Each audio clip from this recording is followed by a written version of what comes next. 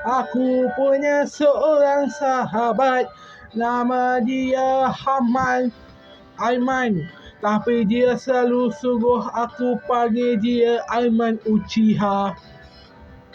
Dia seorang wibu juga.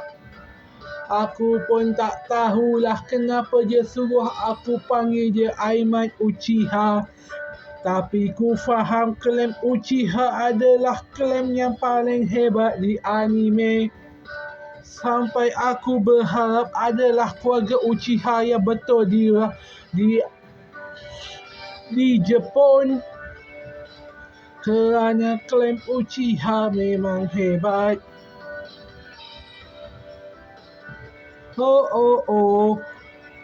Aiman Uchiha wibu yang sangat menarik. Bukan anime Naruto sahaja atau Boruto. Semua anime bertema ninja dia semua tengok. Semua anime bertema ninja, ekonomi ninja, kokusatsu ninja. Semua Aiman Uchiha lihat. Aiman Uchiha. Padahal kita Muslim ada nama keluarga, ada nama klaim adalah.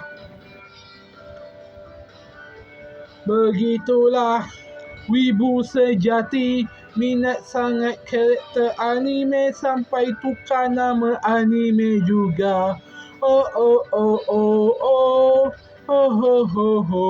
Aiman Uchiha.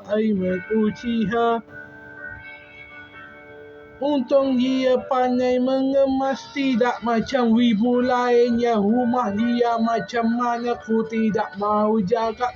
Tapi rumah bersih, bilik bersih, semua bersih, kucing bagus. Aiman Uchiha seorang wibu pembersih, tak bau bawang seperti wibu-wibu lain. Aiman Uchiha